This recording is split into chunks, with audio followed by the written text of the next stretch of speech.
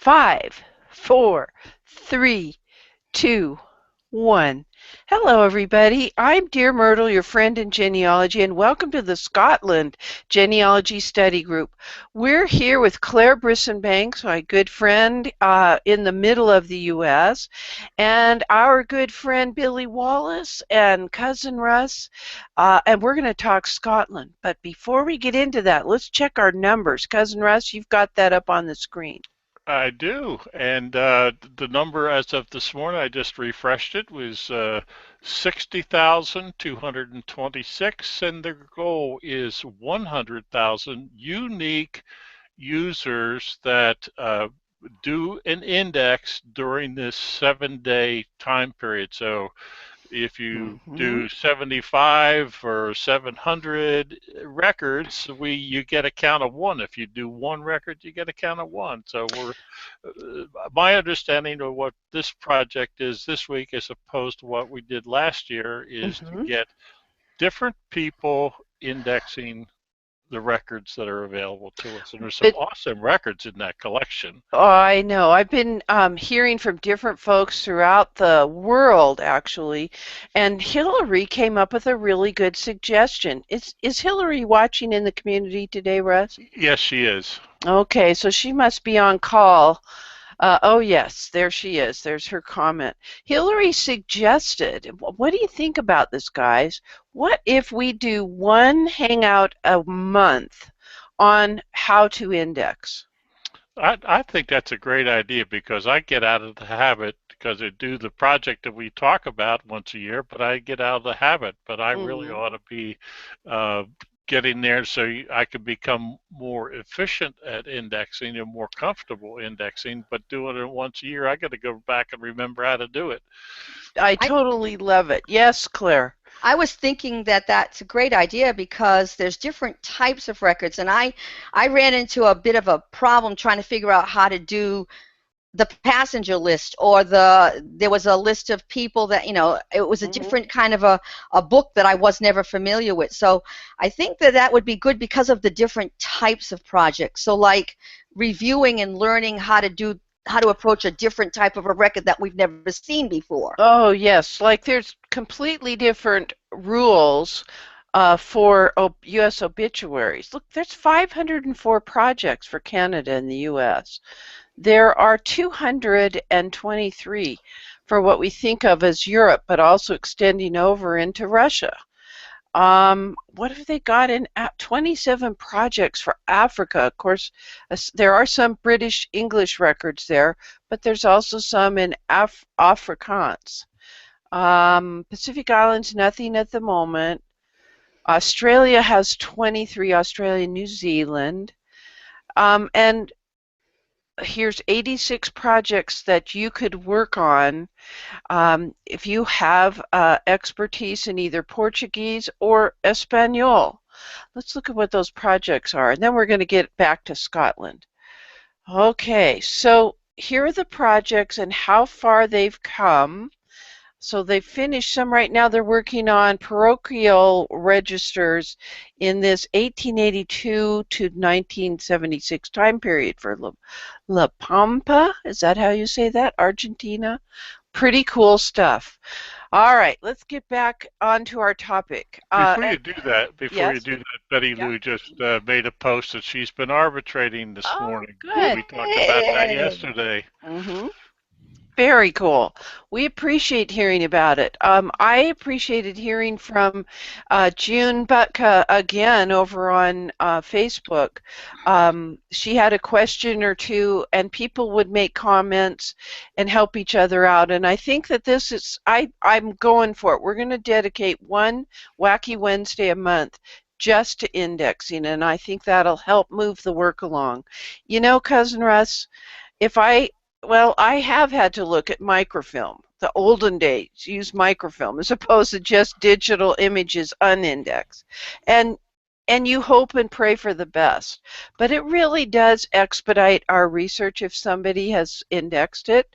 And I like the family search indexing process. The indexes, by the way, will always be free at FamilySearch.org.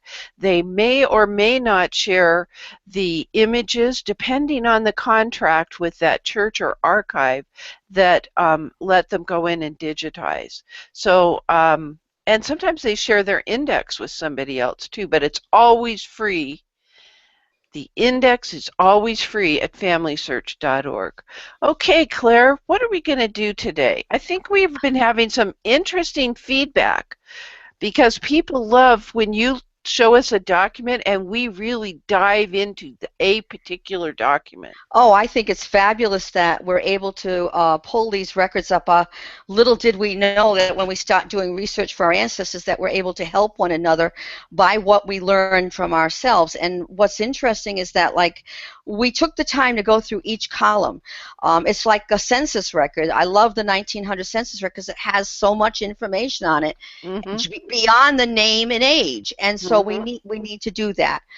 Before we hit the records, though, I think we need to remind people to re-download an updated copy of the research records, because I work really hard and add in links that Billy and I do a lot of stuff, and he sends me links and I find links for different things. Hoping that next week we hope maybe might get into military records and poor law records, but we're going to finish up the vital records this week. But these are things that we're trying to help and make people aware of, that we do put new links in here to help them do their research. They need to know where to go to find records. All right. Okay. Well, Billy, thank you to you for being part of this. Let's dive in. And what are we going to deal with? Those church records, OPRs? What are we doing? These are the old parochial records, and these people, I cannot emphasize them on anything, but that they are just mostly the Church of Scotland. So if your people were not Church of Scotland, then you may not find them, and we will show you a map of what happened with those records a little bit after we pass a few of these. All right, we got about 3 or 4 to show. Yeah, pull up a document, let's dive in, and then I'll pull up that map that you gave me. All right, Okay. Here we go. All right. And I need to make it bigger, I know that. Yeah. Let's go in and zoom. Okay, that might be too much. No, that's good, I can read it. Oh, all right, well, okay, well, this is just right before we started to change into the statutory registers, 1851. And so this is an OPR record as they started to get better at it. And if you... Statutory, again, means the same thing as vital records of birth, marriage, and death? Right, or civil registration for England, they call them. They call them statutory registers. Maybe Billy knows. Why do they call them statutory registers? Because by statute they're required? Perhaps. Yeah, it was by law, by Scottish law. Okay. All right, so in the U.S. it wasn't required for public vital records till 1920, although most of the New England kept them for centuries, decades and decades. We think of 1847 in England. So when did statutory law go into effect to keep records? 1855. 1855, and now we're looking at earlier than that church records that indicate birth. Right, and the church records are excellent records. I mean, they're wonderful. And as we go back further, you'll see that there's less and less information. Okay. But at this point, we've got a decent amount. This one here, 14th of December, 1851. We have a Duncan McNichol and a Catherine McIntyre. So again, residing, and I can barely make that out. Kincardine. What is it? Were proclaimed for marriage on the 14th of December, 1851. So that means that's the bans that were done before. Yes, to let people know this is the intention that they will marry. Do you have any objections? Right, and then they were legally married on the 17th of December, 1851. Now notice, like with the statutory registers, that they normally, the ones that we were used to, they would give us additional information. We have no idea at this point who their parents are. Okay, so not as informative as we would wish, but we understand. We're so thankful for this kind of evidence. Now, I think Courtney has joined us, and Courtney, are you from Family Search? I am. Can you Okay. hear me? Yes, we just did our stint on Family Search indexing. This Oh, is our that's great. Scotland research. This is our Scotland genealogy study group. I could tell most people don't have that kind of background in their home. I wish I had a marker board like that. But You like that? I don't even know what's on here. you got I it. found a conference room, so I could join you guys. Okay, so here's what we did, just to let you know.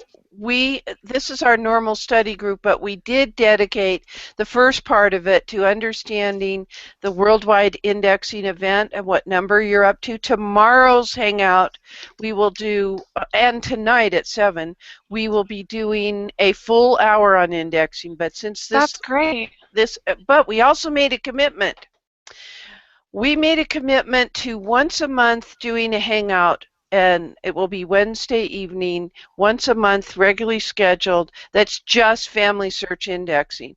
And the thought behind it is to extend this emphasis on indexing, because we couldn't get anywhere without Family Search indexing. Exactly. I have a question.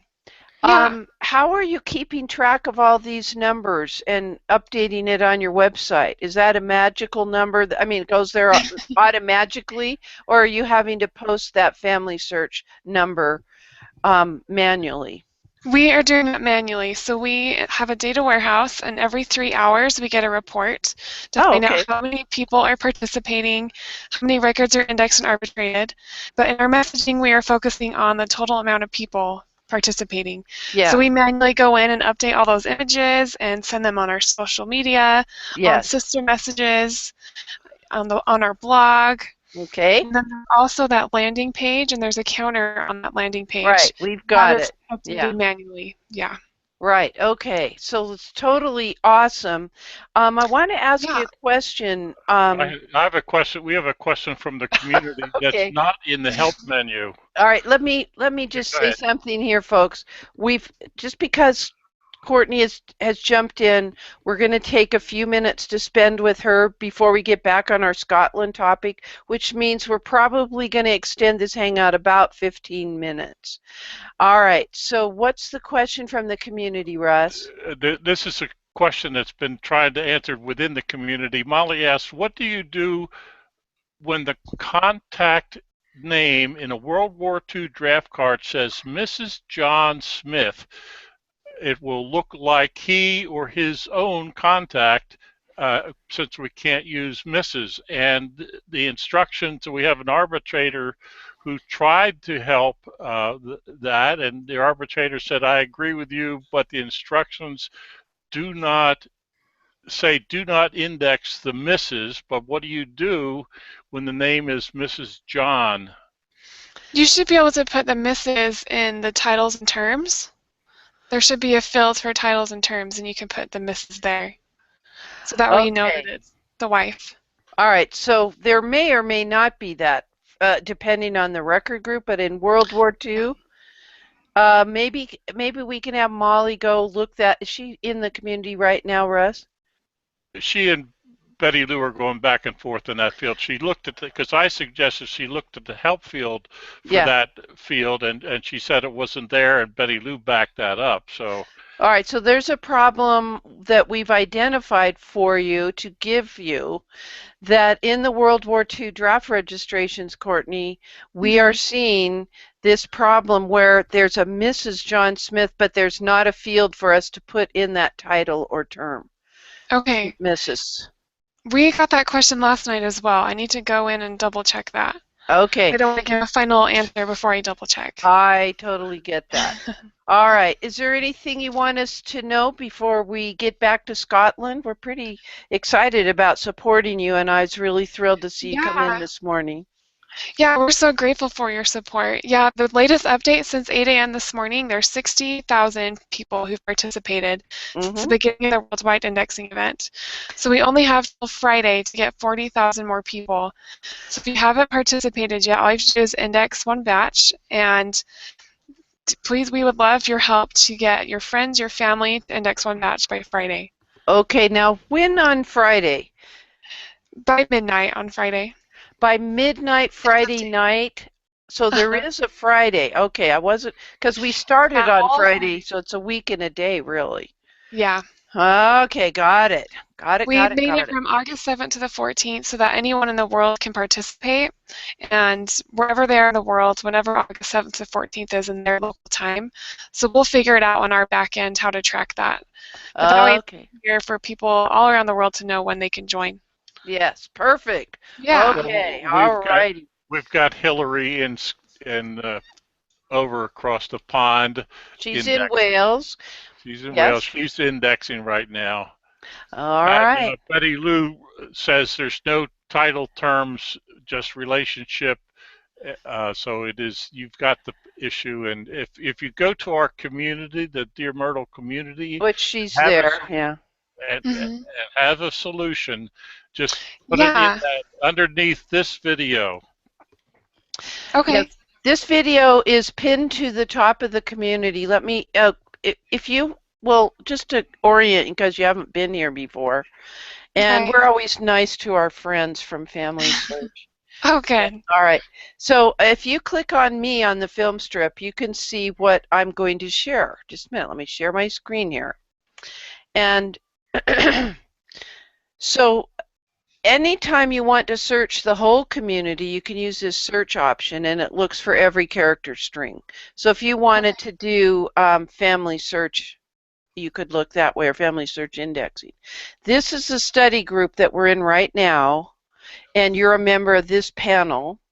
And we're able to embed this viewer that's a YouTube video we're creating spontaneously right now, and it always stays here in our community, so that if people have questions about Scotland, once we get back to that topic, this particular things that are said here, all of the comments are in here below, where we've got 12 comments so far. We usually end up with about about 100 or so comments that are very substantive, not what did you have for breakfast. So when we do these study groups, we work it long and hard and get going on these things so that we can figure out how to do it the right way. So thank you. That's great. Yeah, I will go and find out the answer, and I'll post it there. All right, thank you very much.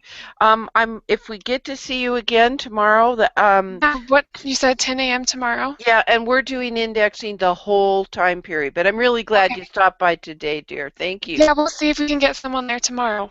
Okay, sounds like a plan. Okay. Thank you. Okay, bye. Bye. All right. Well, I didn't mean to make her say she had to leave or anything. So, Claire, we're switching back to Scottish research.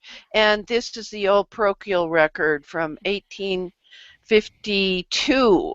Right, and I wanted to point out, we're still on that one record. This was the Duncan McNichol, but it was up to the individual clerk who recorded this of how much information, because the very next record gives you this one here gives you the day they were married on, Thursday the 22nd. And so even as you scroll through these, it depends on the amount of information that individual wanted to write down. And so even though it's an older record, so this here, notice that they've even put in, the parish. Right, the city parish of Glasgow proclaimed, and so it gives you even more information. It did tell you here that this Archibald Campbell is the late, so he's passed away. Yeah.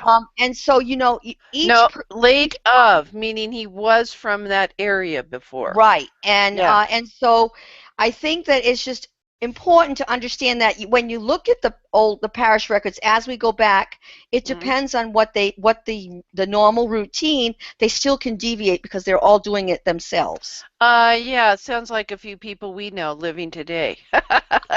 Okay, you wanted to show us a this is 1833 Banks marriage? I think this is 18. Hang on, let me get my sheet. The next one is in 1850. So I've got them all pulled up. I just have to get to the right one. That says Okay. 17. This is 18. I wanted to point that this is here, right here.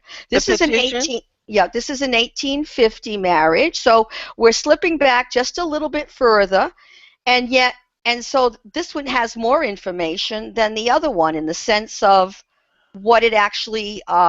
We can go to the right person. Just go all the way down Well, the I'm bottom. sure to some people those other people are pretty right as well. This is good. Now this one here provides you with what the gentleman did for a living. He was a Ah, cotter, and it says that where they're wow. residing, and they give the actual street. He's on Ah, Water Lane in Leith, yes? and then Elizabeth Pentland residing in Queen Street, Leith, and she's the daughter of. So Yes. so that to me, they don't give who the son of Thomas is, but they gave Yeah. the daughter Yeah. of the. So Yeah. so we need to understand that each individual person, the clerk, it was their decision what they put in these records, Mm-hmm. Mm-hmm. and And so that to me is very, and you never know what you're going to get. okay.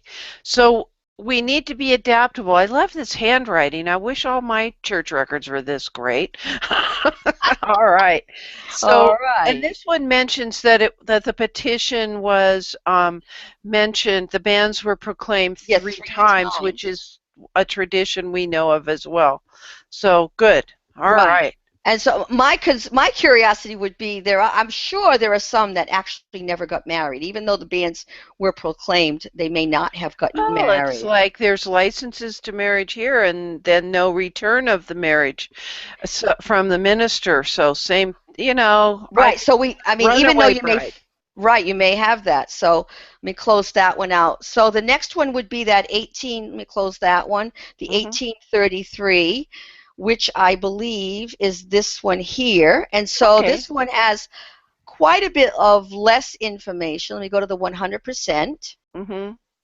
And so this one here, it says is 18. Look, it's just bare information. Yeah, at least it said he was a farmer on that one, but Yup, yeah, it says a parish of, and it gives you just a little bit of that person, yeah. and it says one Sunday proclaimed. So that to Hmm. me, this one's 3 Sundays. This is one Sunday.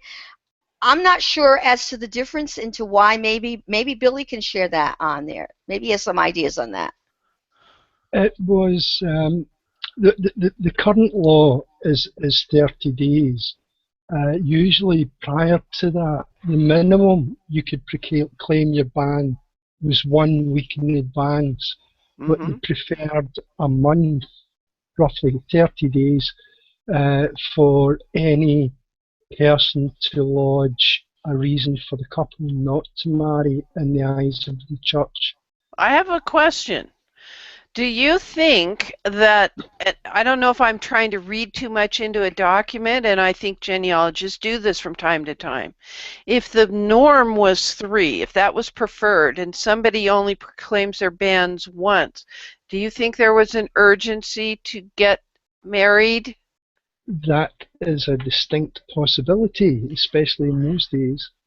And if you look at this particular one here on the 28th of July, Yeah. it's only one, but he was in the military. So James Mm-hmm. Craigie was a private in the 72nd Regiment of the Foot in Perth. And Mm-hmm. so perhaps he was on a break or on leave or just for the 1 week. And Mm-hmm. that's when he got married. And so maybe there is something to say for a time period because of that. Extenuating circumstances. Okay.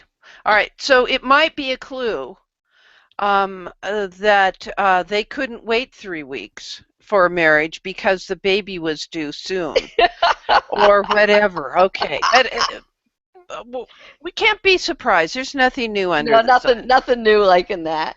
Mm-hmm. Okay, so now we slip into the. This is just to remind people that some places in the world they don't have access to that, and they still have the old microfiche, and so Mm-hmm. this is all you would get on that microfiche, and so I just want people to realize that they would have to try to find some way to actually go look at the actual film to see the full record. All right, so this is like extracted information through the name extraction program, and I remember Scottish records. Is this part of the OPR? That big collection of microfiche? Yep. When they first did the extractions, this is what we would get. And listen, folks, name extraction program is the precursor to family search indexing. Prior to this, you pretty much needed to know where your people were. You still need to know if it's a common name, so that you can triangulate better because of not just the bride and the groom's name, but also the locality. Okay. And I think that this is a very good.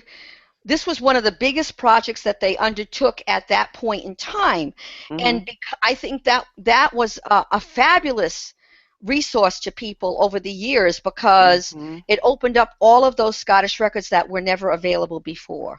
Yeah, incredible collection. But as Claire has told us, folks, we need to be cautious of indexes and get to the original because there may be more information. There may be that clue about him being in the military, etc. Or it might mention the parents because in that indexing, it didn't have a field for parents. It only had for bride and groom and date and location. We've got something from the community, Cousin Russ. Yeah, I think this is a question for Claire. She says, so if there's only one marriage ban, then look for a reason. Is that fair to say? Because isn't the tradition that it be done 3 times, and if it's only each in the church records, it's recorded all 3 times. If it is mentioned 3 times, so what happens if it's only mentioned once in those church records? Okay, Billy. It's worthwhile looking for another reason. You won't normally find it in the OPRs. It may be in the minister's parish notes, but they're hard to find. You could look for things like the example of the man being in the army could be leave. It could be a case of the proclaimed bans just before they were moved off the land in the Highland clearances. Oh, yes. There was plagues in Scotland, a multitude of wars, so there's literally an endless supply of possible reasons why they were only proclaimed once. They could agree with the minister, once is enough. Yeah. If the minister was sticky, they would have to be proclaimed 3 times, come hell or high water. All right, I got a question for you, Claire, because I'm cutting my virtual research teeth on this whole subject of Scotland. In England, we have the actual parish book where the minister writes in who he baptized this week and who he or christened, who he married this week, and who he buried during the week. And then annually he would send off what we call the bishop's transcripts, where he would send a transcript of that. He does it all like in 1 week. He probably copies the whole thing. And sometimes all we have are the bishop's transcripts, and we don't have any parish record. I'm not talking vestry minutes about the running of the parish. I'm just talking about those main parish books. Are we looking at the equivalent of the parish register now, Claire? Yes, you are. I'm not aware of copies that were made. Maybe Billy would know. To my knowledge, they didn't send off the records annually for a copy to be made by another group of people. Now, I could be wrong, and I'm not aware at this point of another copy. It would have to be something of note that the minister would have to inform a higher up. Okay, so it's completely different. Yeah, it's a different requirement. So Claire, we're now looking at a different record here Well, this is still a marriage. It just says Okay. they're proclaimed. And what I think is interesting is we need to know that this ditto means ditto of this month. Yes. So this person was October 14th. This is October 22nd. Oh, that's what the ditto means. Okay. And so then this here means the ditto of these parishes. So yeah. So this particular individual, this was 1797. So yes. they didn't share a lot of information. I suppose it's possible they figured, well, who would care? Yeah. And, they didn't realize that they were recording it for us. What were they thinking? Seriously. I mean, who would care? But, I'm grateful to have every little piece of information we got, this just like everyone else. This is incredible. Look at the handwriting. I like the tabbing at the side where it puts the last names of the bride and groom to make it easy for you. So you just scan down that instead of having to read all the way across the page to find an entry. So very cool. To me, this is really, really cool. And notice that they shifted to 1798. Yes. They hit the January 13th, and I guess this guy was really in a hurry because now it's ditto, ditto, ditto, ditto. Yeah. So rather than hitting the January 13th or this is all on the same day. So on January 13th, 3 people got married. Do you think it was a festival kind of a day? That's kind of unusual, isn't it, to have 3 people get married the same day? It's very possible. Okay. And this is January, which is the colder time of the year. So wouldn't expect. Yeah, you wouldn't expect that, but for some reason, maybe Billy can shed some light on that. There's not a festival per se, unless they just recovered from Hogmanay on January the 1st. But regarding the dittos and other OPRs, what you'll see is the date and the month, and then a block of names. And you might get as many as 20 before another date comes in. Yes. It really depends on how big. The bigger the parish, the more chances there are of weddings and proclamations on the same day. Okay. I can see proclamations being listed on the same, that many on the same day, but to have 3 weddings in a day, that poor minister, he's going to be dead on his feet by the time this is over with. Okay. See, Martha Street in a busy week, the registry office, it's in and out like a production line. But they have multiple people there, employed there. So, yeah. All right.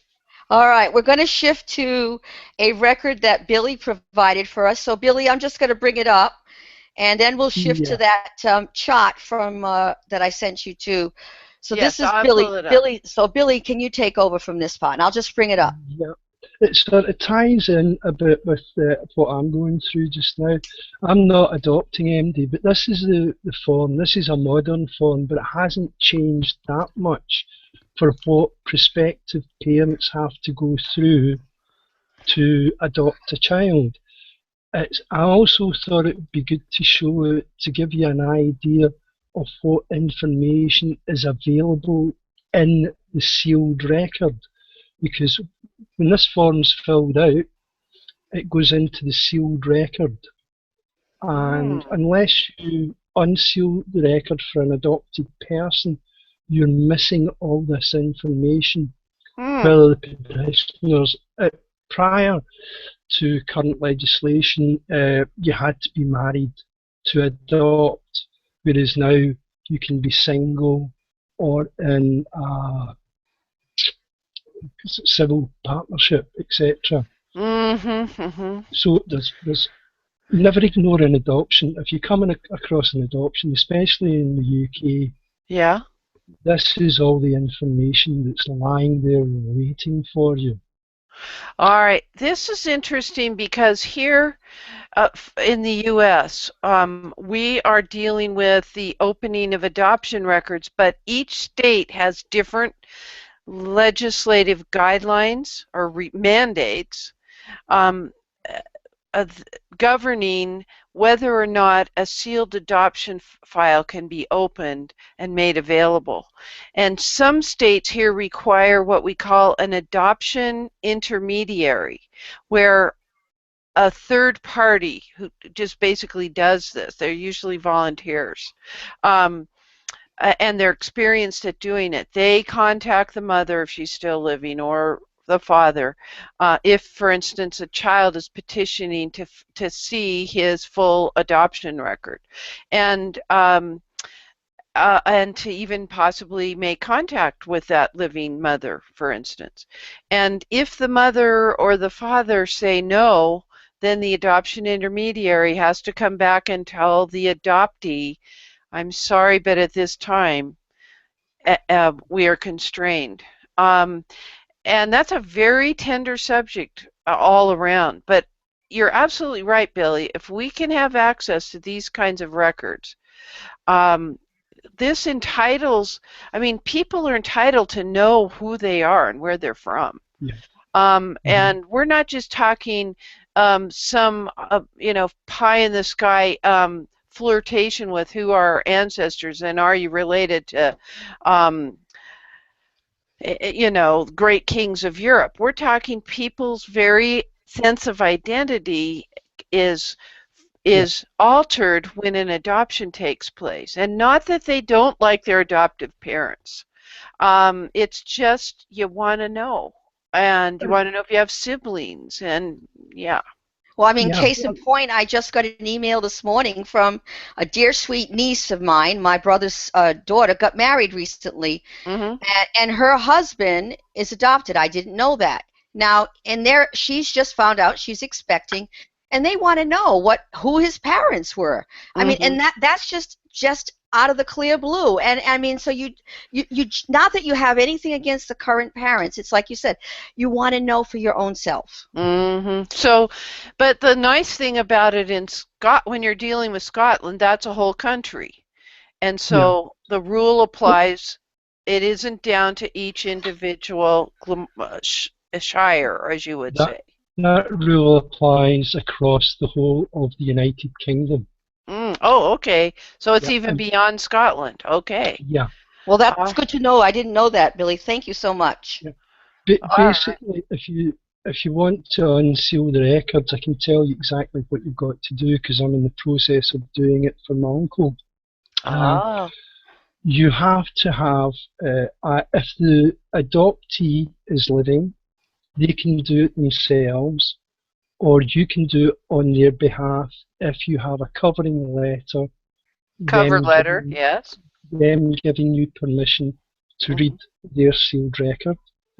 Prove your relationship to the adoptee and the birth certificate. Now, the birth certificate most people will get is the amended adoption certificate. Right, that amended birth certificate's horrible because, it lists the adopted parents as the parents, and we want to see the original.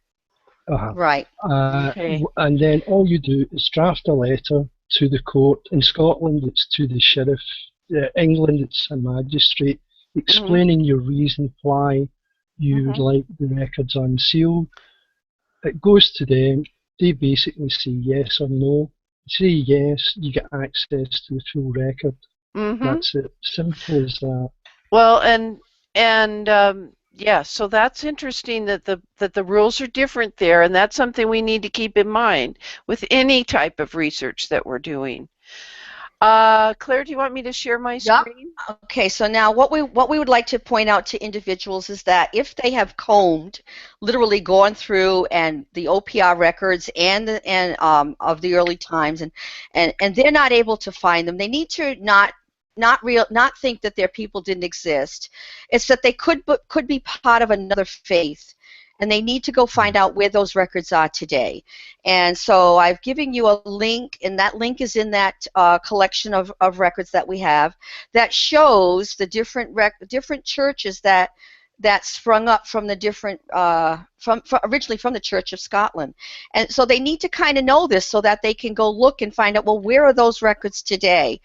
And a lot of them are on the, a lot of them, they're where that church building was. Wow.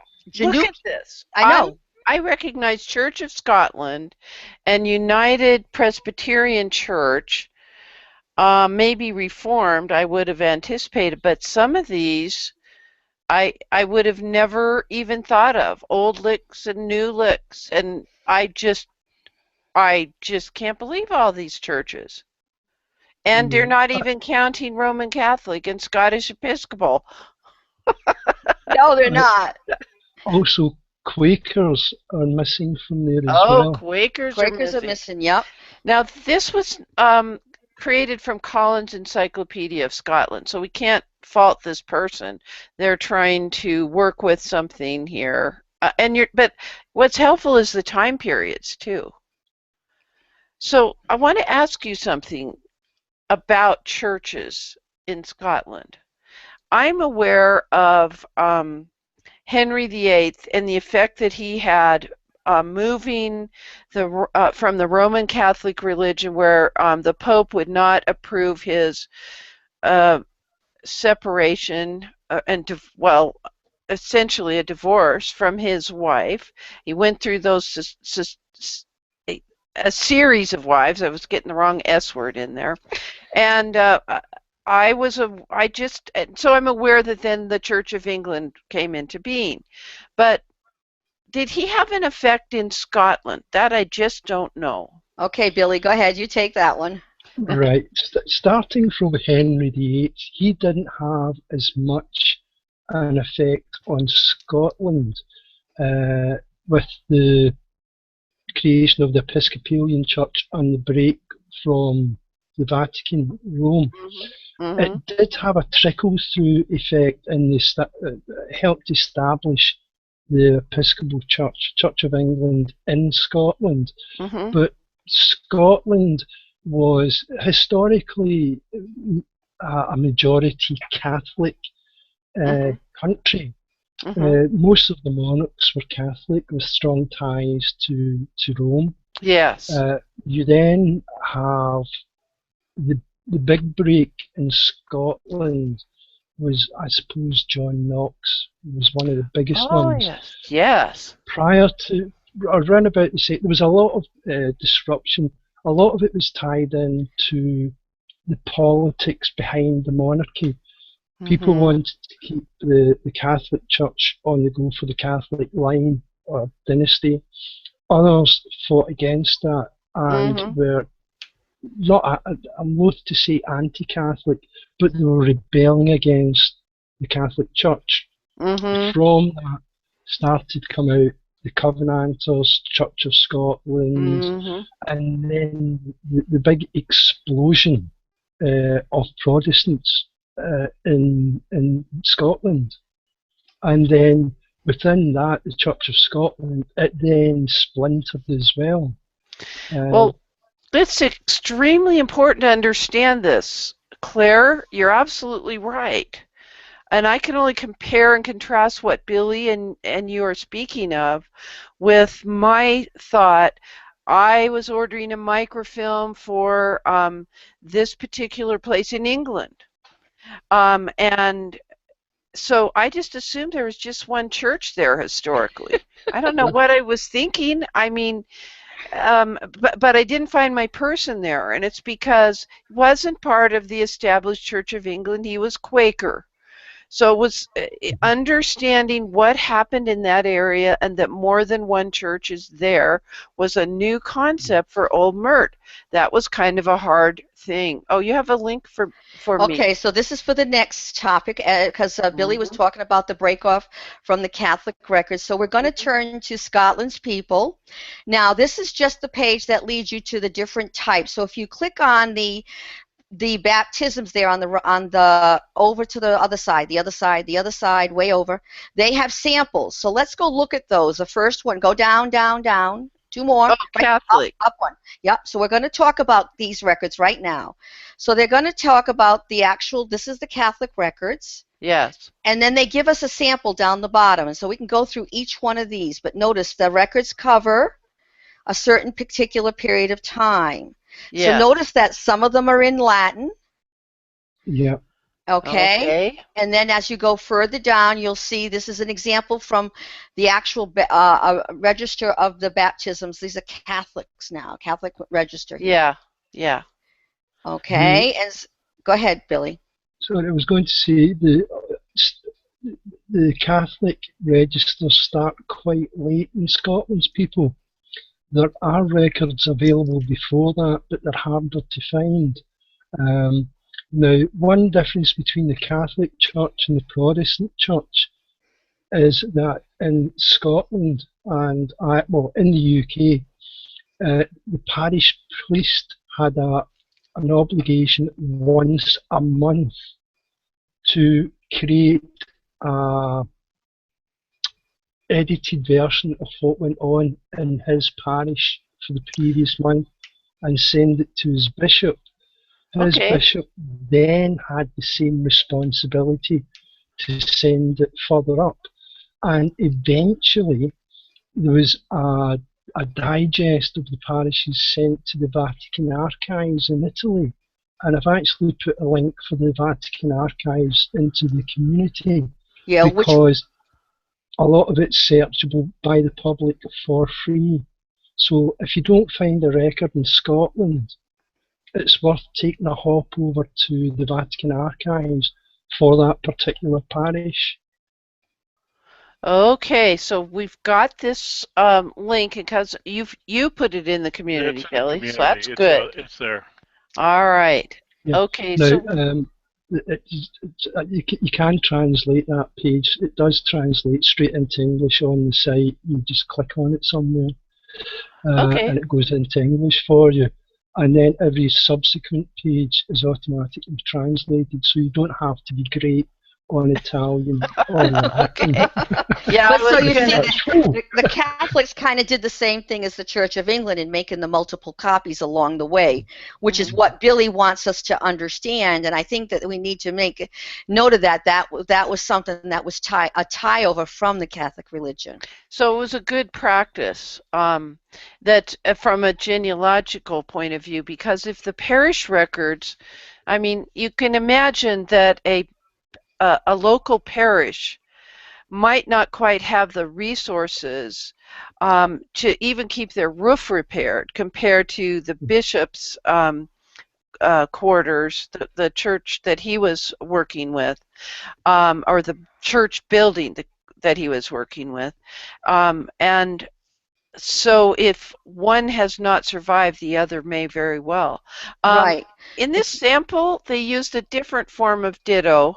Right, they did, and would like you to go back to those. We still got to work in those for a little bit longer. Okay, so there's your DO. Right, and notice the 5th or 6th. Yeah, read through one of those, in that way get a flavor for what they were providing. You know, baptized Mary A., born the 25th of March, and lawful daughter of, you know, Peter McMullen and Mary.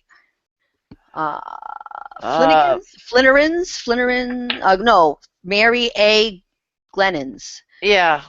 Okay. Sponsors. Notice now, remember that the Catholic religion would have, sponsors. So there's 2 sponsors there, male and a female. Well, actually, a third one. Third one, yeah. Oh, that might be, that looks like third one, yep. Yeah. So this would be a third. So there would be. Oh no, William Thompson is on every one. I wonder if he might be the one the clerk that's doing it. Yeah. That might but they would have a godmother and a godfather for the Catholic religion. So sometimes they are related, and they might be a valuable resource to try to find them in a census record, or if you're struggling to try to find them, you might be able to look for the sponsors of the child.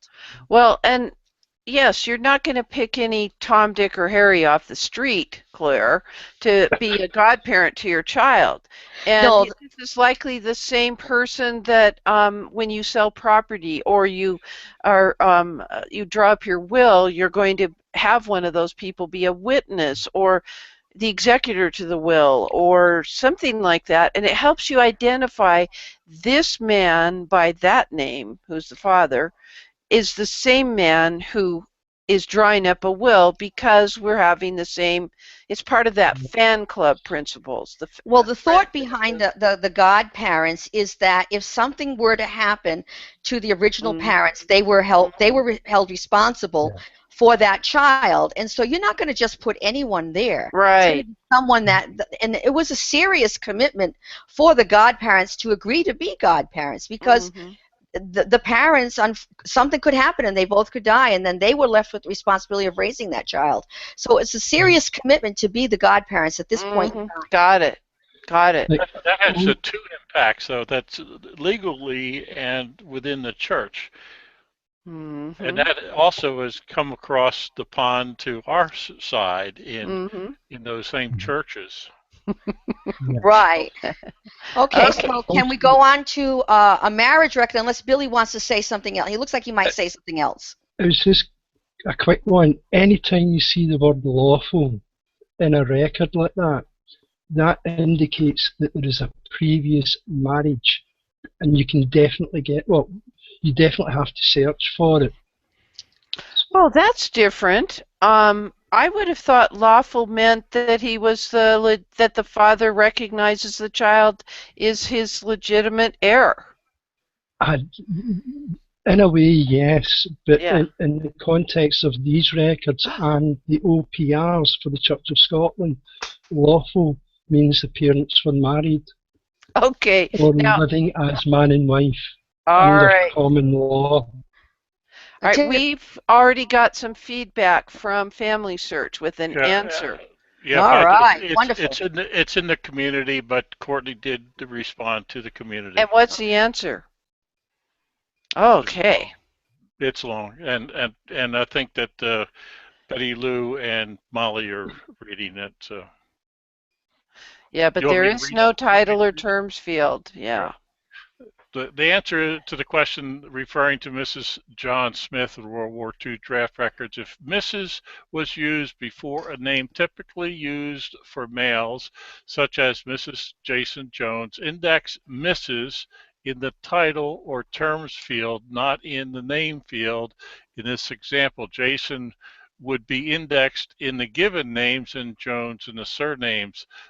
When no title or term field is available, ignore Mrs. and index the name in the corresponding name fields. For an example, Jason would be indexed in the given name. So you enter what you see. It's back to enter what you see, even though you know what's wrong. That's a hard thing. We had that same thing come up where I think it was Lisa Gorell said in the middle of her batch that she is working on, they changed from 1898 to 1998. And she had to type what she saw.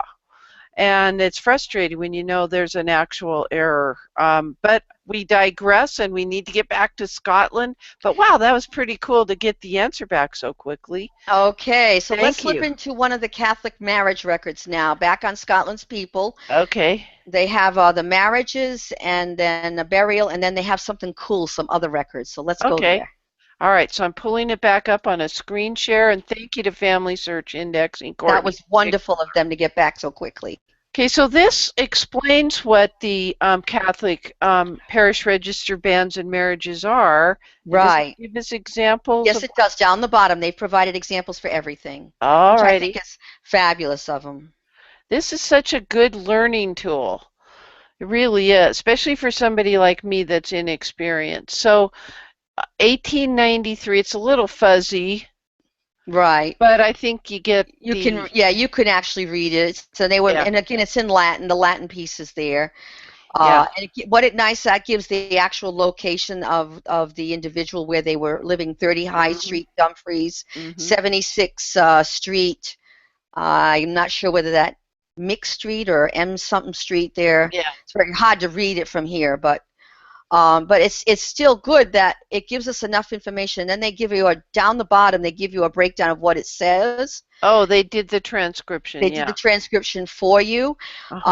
Notice that the daughter of is kept blank, and but they give you the witnesses too. Right. And we like witnesses. We like to Oh, see who they are. right. So Okay. without that, then we can slip right into the death record or the burial Okay. record. Okay. So let me scroll over here. And we again are at Scotland's People, People. Death and Burial. Yeah. And You so know what now, I like is that you've given us this, and we can go and study in more detail what types of information are we anticipate finding. Of course, in that previous one, it didn't list who her father was. no, I mean, just because the field's there doesn't mean it's going to be filled in. Mm-hmm. And so it's possible that they didn't have that information. Yeah, like You know, there's no cemetery listed for this death. no, there isn't for that particular individual. This is for Catherine, Mm-hmm. Moni Catherine. So then it tells you, and what I like about it is they've actually transcribed it for us. Mm-hmm. So that you can compare and contrast the lettering, the handwriting as well. Here's a death register. Right. Okay, and It says that, the following is only a list of deaths left by the Reverend Mick William. Looks like Rattray, okay, Rattrey, and it yeah. gives you the date 1806, December 20th, and it goes on down 1867, and then 1807, and then 1808. Wow, a lot of people died in 1808.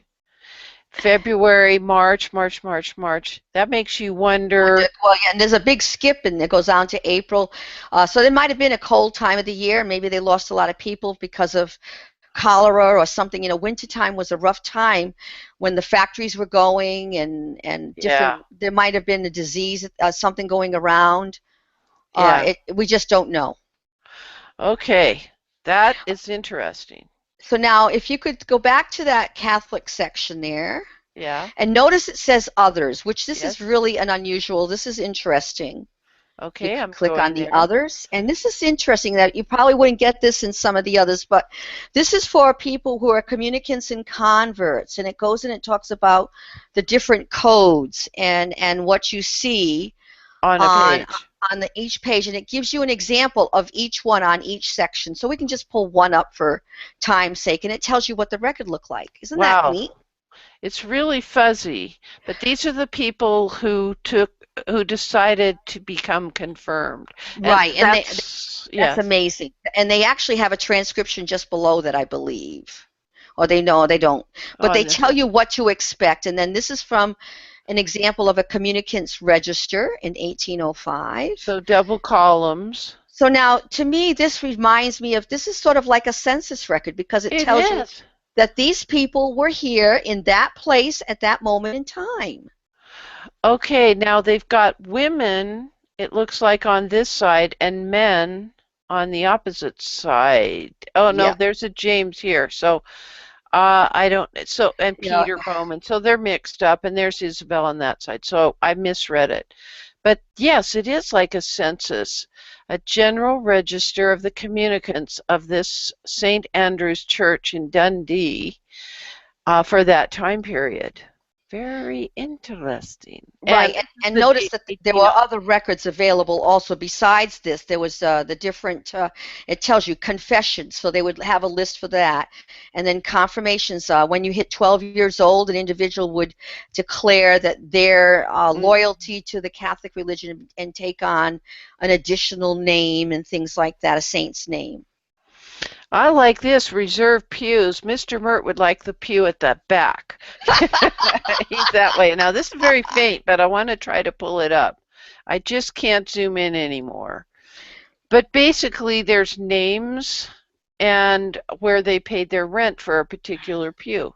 Right, now that particular collecting rent pews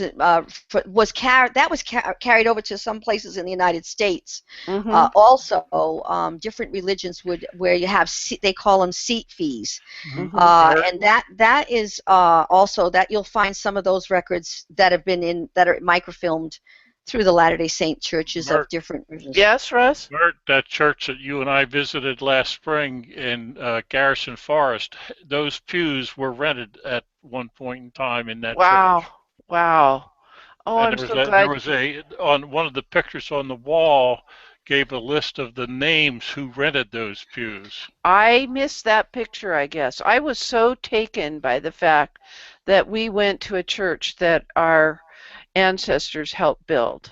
Well, they paid for building it or gave land. So some of I just brought that up because some of the traditions that we're talking about in Scotland also comes across the pond from the Anglican Church in Mm-hmm. England into the Episcopal Church in the United States. Mm-hmm. Interesting. All right. That's seat rent. Should we look at sick calls? Oh, this is who they went to visit? Yep. Oh. All right. Let's see if they have an example of it. Name of individual, date, and address. And there's So, so that's their register of that. So July 16th. Yeah, I went. right. It's like the priest's journal of where he went visiting. Right. Yeah. So the widow, I think it's I think that's widow. But anyway, so I think if you see the actual record, it's Oh probably yeah, not here's widow. Yeah, it's a little. it's not going to be as fuzzy. But what's important is to know that the records are there. Yes. I didn't even know to look for that. Now, I haven't had the camera on this particular screen, so I'm going to, this is the sick call register page, and the event code is S for sick call. That's Right. just a code that Scotland's people put in so they could categorize this record group.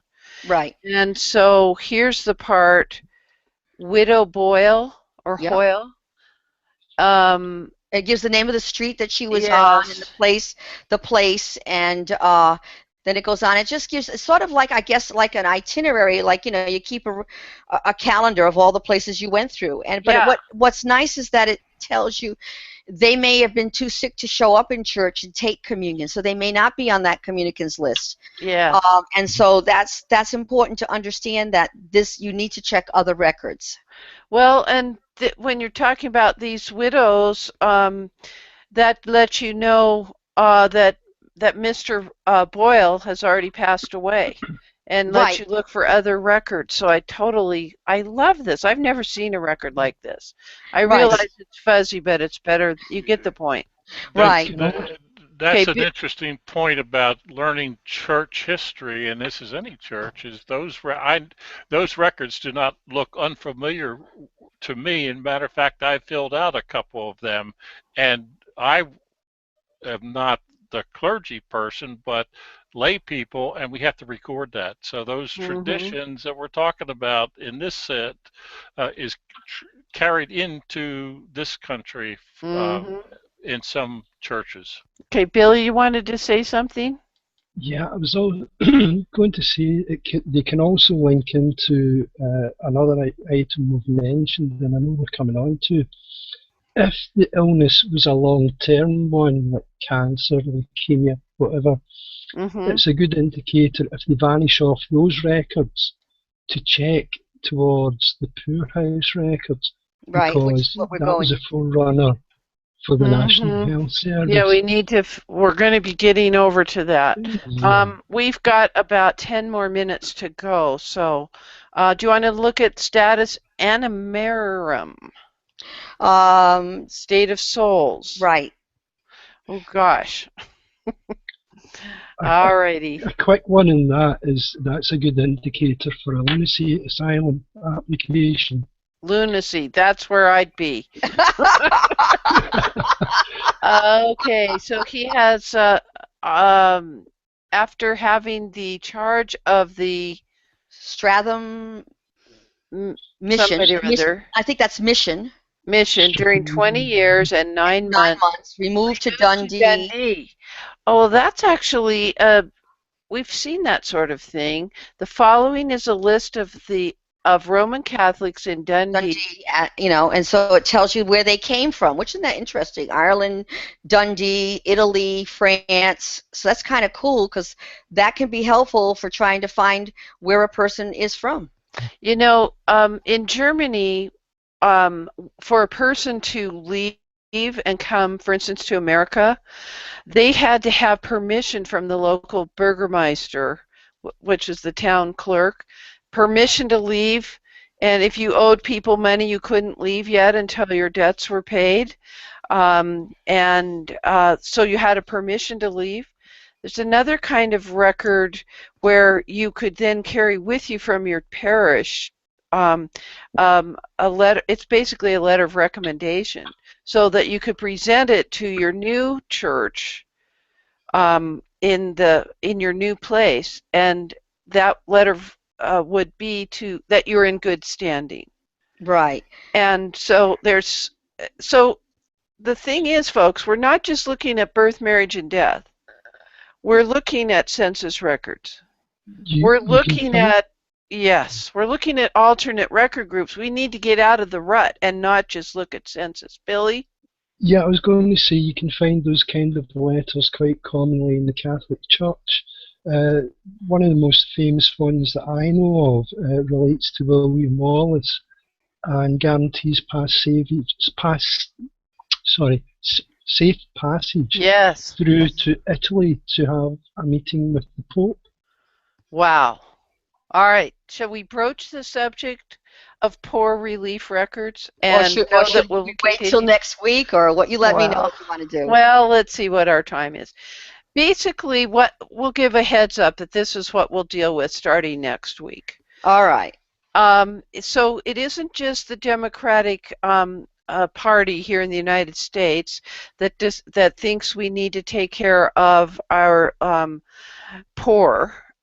This has been a situation to deal with throughout history, and we know somewhat of poor law unions and things like that in England, but we're going to find out about them in Scotland when next we meet. Now, let's look at our schedule on the Genia webinars calendar. When do we meet next? Let's do that. Well, we have something, at least I have on my calendar, says at 9 o'clock Eastern, my time. Today, Wednesday, we have Wacky Wednesday. Okay, that's what's coming up next. If we look at our calendar, and I'm sharing my screen here still, good. Here we are. We will be doing a Wacky Wednesday this evening. I want to go to dinner with my dear sweet husband, and I don't know which of my cousins will be bopping into town to take over my computer desk. So next week we're not meeting for Scotland. We are taking a break, but we will have Wacky Wednesday next week. Coming up tomorrow, we're going to be continuing with our support of the worldwide indexing with a special event. Now this is in Eastern time, 12 noon, Eastern U.S. New York time. We will also be mentioning the indexing during the What Does She Say study group. Should we talk about that, Cousin Russ? Sure. All right, what's happening? I love the graphic. What does she say? And we're going to be talking about in this study group. It's short this time, but it's going to be very heavy, I think. And that is the first two chapters of Evidence Explained. Okay, so we're not going to drop the book on our toes and get nervous about that. But under events here in our community, and I'm showing you my screen, I'll move the camera back to me. There's our worldwide indexing event for tomorrow. Wacky Wednesday's not in here. I'm going to have to put a Wacky Wednesday in here, Cousin Russ. And then what does she say? The reason that old Mert picked kind of an informal title to this study group is specifically to reduce the stress level. Now we've got some homework to discuss, and already Lisa has submitted some and a couple of other people.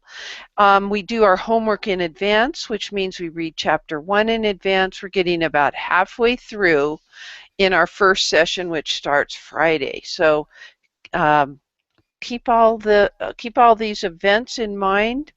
And I do want to thank you, Claire and Billy, for being here. I don't know if I mentioned to people that Billy is in Glasgow. Yay! So he's not just faking that accent there. That's a real deal. And of course, the tattoo's going on right now. So Billy, have you been? No, but the biggie for Glasgow is the World Pipe Band Championships The piping, starting. yep. Yep. It's phenomenal. It's a great event. Lots of it's free unless you want to get inside the arena, which you pay for. But there's a great after event social life in Glasgow throughout the various public houses. Perfect. Okay, and Claire, we so appreciate your expertise. You served as a reference librarian on staff, not a volunteer, but on staff at the Family History Library on the British Reference Desk for many, many years, and we are appreciating that we're getting so much, gaining so much information from you. Thank you. And Russ, a comment or two from the community before we go. I'll just put this one up. Hillary says, got 100% for all my indexing today. Yay! Very, very nice. Proud of you, girl. Very proud of you. Okay, so I'm Dear Myrtle, your friend in genealogy. On behalf of Cousin Russ, there's nothing left to say but happy family tree climbing. That's a wrap.